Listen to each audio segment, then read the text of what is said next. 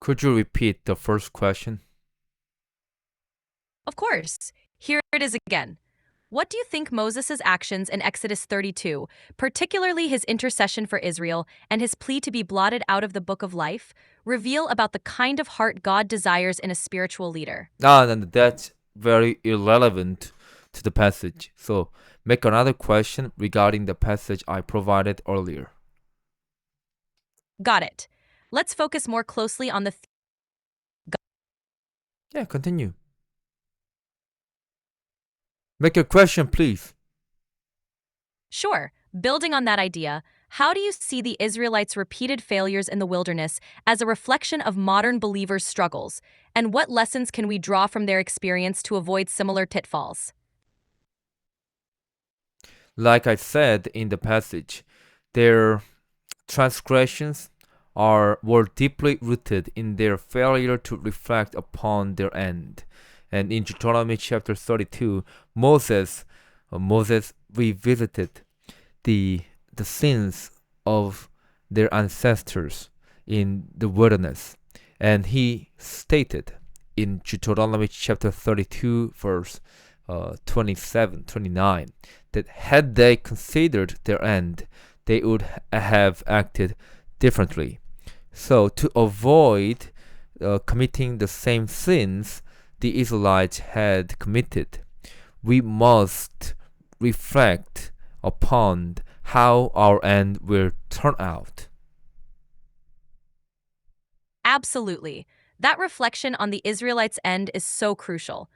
Moses' heart in pleading for the people and even offering himself to be blotted out shows a leader who genuinely loves and intercedes for his people, even at great personal cost.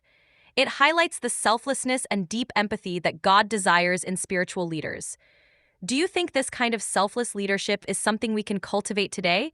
And if so, how can we practically apply that lesson from Moses in our own lives and ministries? Hey, the main focus of the passage is not about how Moses loved his people.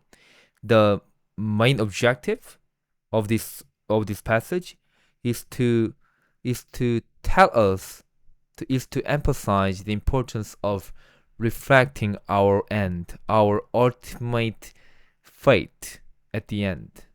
Do you understand that? Got it. Thanks for clarifying. The central theme is indeed the importance of reflecting on our ultimate fate and how that awareness should shape our lives and decisions. So, considering that focus, how can we ensure that we keep our ultimate end in mind in our daily walk of faith?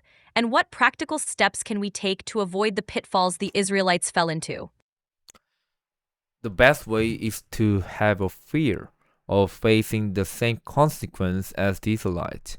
And that's exactly what the Apostle Paul did. And this is clearly illustrated in 1 Corinthians chapter 9. He he states that in in this verse, in this chapter, Paul expressed his fear of being disqualified from heavenly reward.